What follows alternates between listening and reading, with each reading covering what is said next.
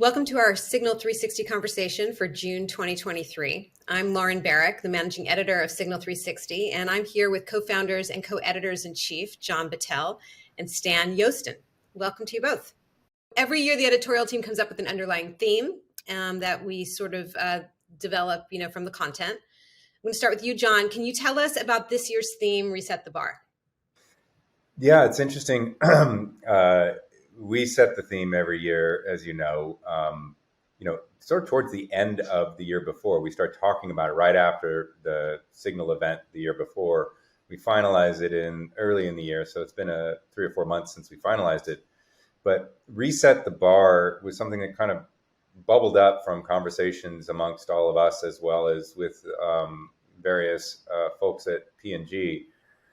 There's a sense that because of everything that's just happened in the last 3 years, of course, the pandemic, but also just incredible amount of economic turbulence, huge shifts in ways of working, big changes in technology and in the way businesses are going to market or manufacturing, in supply chain, in all the big parts of our, focus at Signal.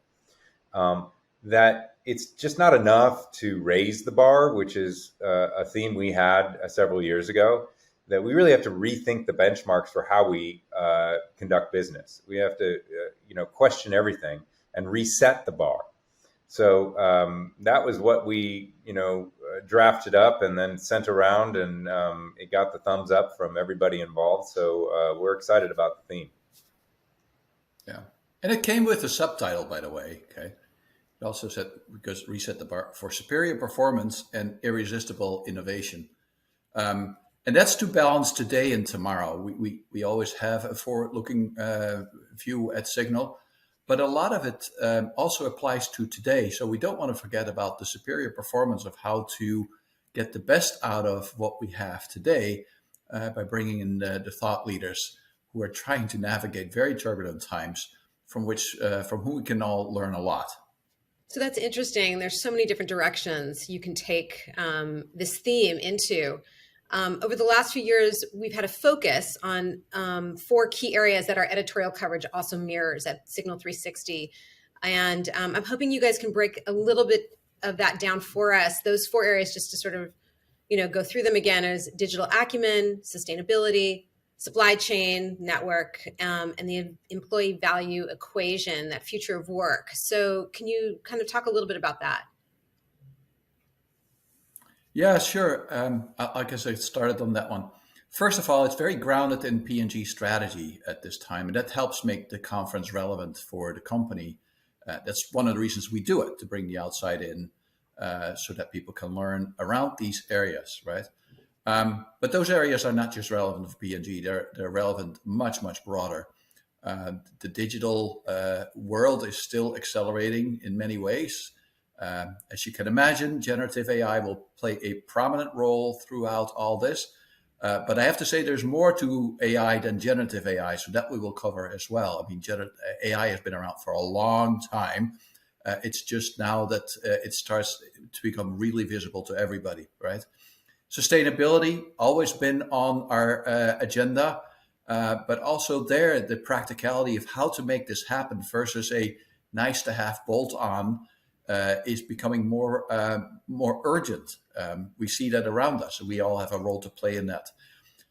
Supply chain is probably one of the most sexy, non-sexy topic areas that we've had. I think after the last 3 years, we all know what it takes to get goods from A to B. And there's more innovation going on in that world than anybody would have imagined, because all we would have thought is like we see a truck go by on the expressway, that's supply chain. No, it's a whole lot more than that, right? And an employee value equation, employee experience. My gosh, what a turbulence we're going through, right? Last year, everybody was, who applied or, candidates looking for, we were scrambling to come up with this. People are still trying to find a balance now that jobs are getting a little tighter, the job market is a little tighter, of how the dynamics are changing. But overall, I don't think anybody disputes the value of providing great employee experiences to attract and retain the very best people to help us get ready for the future.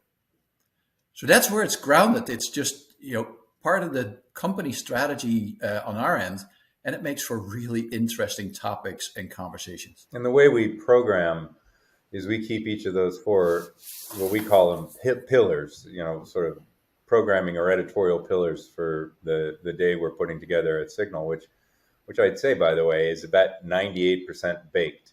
And that's, I don't know, Stan, it feels like we gotta have the whole program together a little earlier than we did for the last few years in the tumult of the pandemic. And not only that, almost everyone, if not everyone, is going to be in person, on stage in person, which creates a really unique energy that even if you're watching it on the platform, from wherever you happen to be in the world, you can feel that energy and sense that energy. So I'm excited about that. But every single speaker that's on that stage ladders to one of those, if not all of those, editorial pillars that Stan just talked about.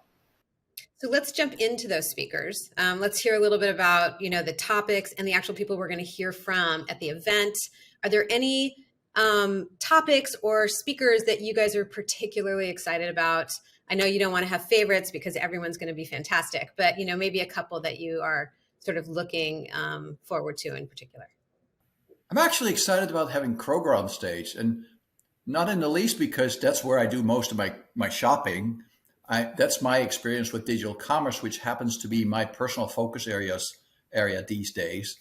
And they're very progressive. Actually, Yale Cosset, who is the CIO, will attend. He actually started a company before called 8451, a data company that's attached to Kroger. And now he runs, digital and is the CIO for Kroger. So there's a real revolution going on in the retail industry, in the grocery industry, that Kroger is going to represent there. The other one is, so we do speaker prep calls. And this week we had one with Julie Sweet from Accenture. That was almost the interview as I would have liked it on stage. It was just fascinating. It was hard to leave after 30 minutes. That call actually lasted close to 45. There was a lot in that call, also because she sees across, and her organization sees across so many industries, that she can really help pinpoint where the things are changing, where the opportunities are, and the challenges. And she spoke a lot about, surprisingly, to me at least, employee experiences and transformation to change. So that will be a very, very interesting session. For me, I would have picked Julie as well, Stan, because I thought that was a great pre-call. And I'm glad you're giving people who are watching a little bit of insight into how much work we put into making sure the stuff on stage that they see is good, because we really do sweat it. But beyond that, there are a couple that I'm excited about. First of all, while we have our focus on, really interesting things like the impact of AI or the digitization of the supply chain, we started as an event that focused on the go-to-market piece, the communications piece, the marketing piece. We have so many speakers in that sort of swim lane. One that I'm really excited about is Jeremy Gorman from Netflix, president of advertising there. This is a new thing. Netflix did not have an advertising business last year. So to hear about that and the state of streaming generally is going to be exciting.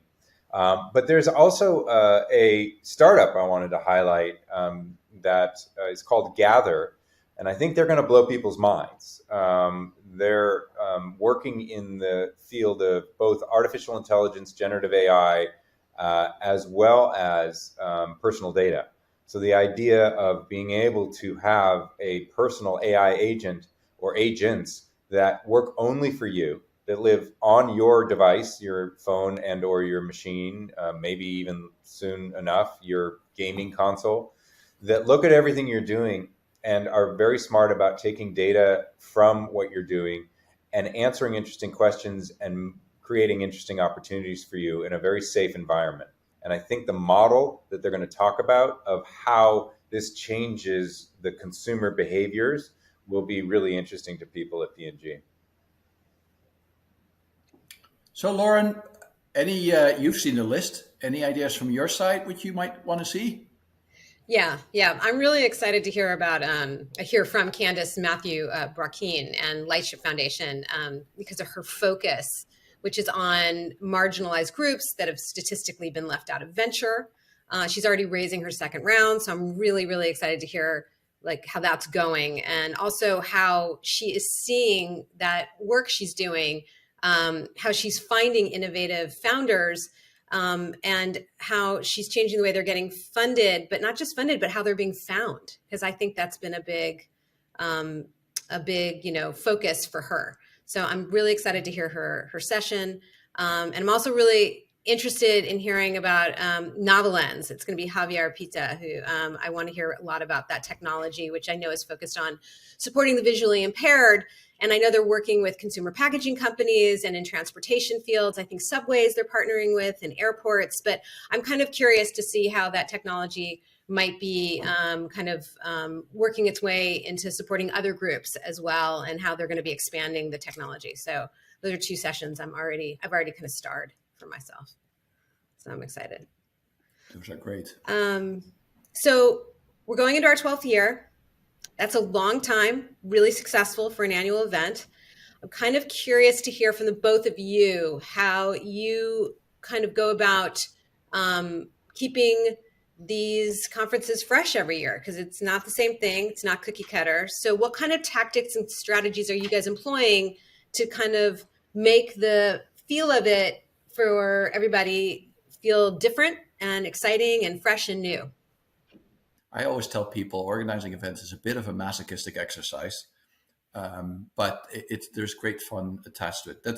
I want to start with that. It's like without that, nothing happens, and it is a short lifespan. The other one is just relevance. That's for me the thing. Is like if you bring people useful and interesting topics that they can do something with, they will show up, right? And the context always changes. But yet what we keep constant is how to bring out the information for people in a way that it is engaging. We keep the formats to, either interviews or short presentations in high pace.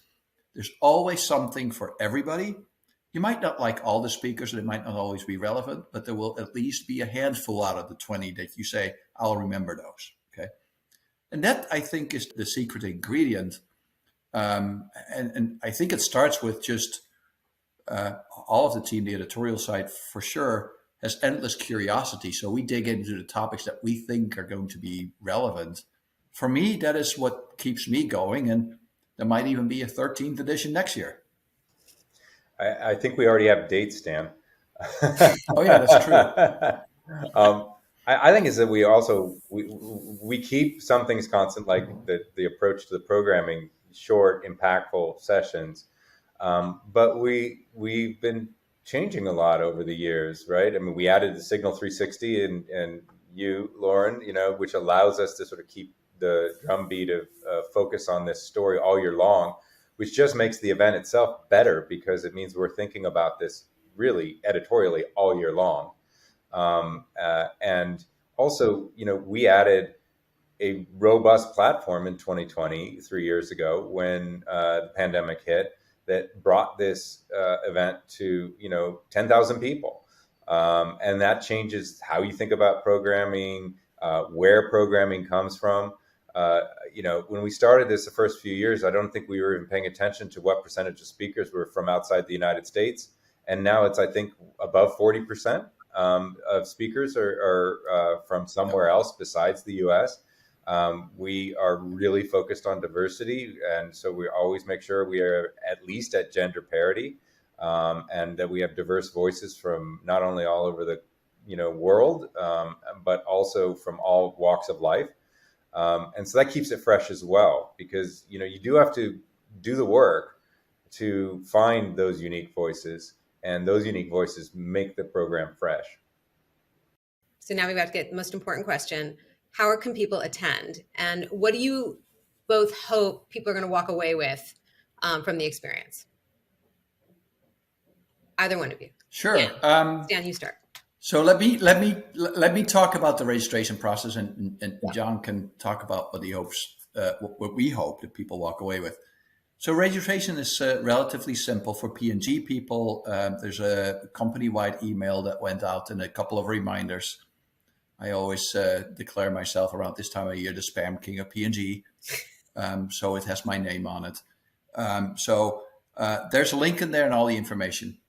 Externally, the people who've previously attended will get a similar email.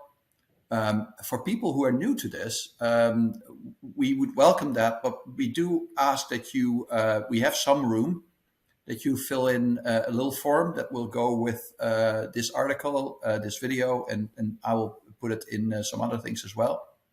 And wave your hand with interest, and hopefully we can send you a ticket to access if you're not in the P&G partner ecosystem per se, but you're still welcome to join. We just have one extra step that we want to, get your background and why you want to attend. So, and P&G partners, there's all kinds of communication channels too that they will hear how they can log in through the Hopin platform virtually. So it's relatively simple. And if any questions, send me an email. And then to the second part of the question, first of all, I would defer to John Mueller, who will be our first on-stage interview. And I'm going to ask that very question of him on stage. But from past experience, I know that the most important thing from these events, beyond information or inspiration, is what Stan calls activation, which is both getting the permission and to go do new things, and the inspiration to figure out what those might be. And we really are thinking every single minute of the day, how is this going to spark some fresh thinking and fresh action on the part of those of you who are in the audience, whether in the room or on the platform. That's really the goal, is to take it past, wow, I listen to some really smart people and some really interesting topics, to how does this apply to what I do every day? And so that's the goal, is to activate. Well, thank you, Stan and John, for the sneak peek on what we can expect on July 12th at the 12th Annual Signal Summit. And to everyone watching, we hope we'll see you guys in Cincinnati too, or at least virtually on the Signal stage. So thanks for joining us.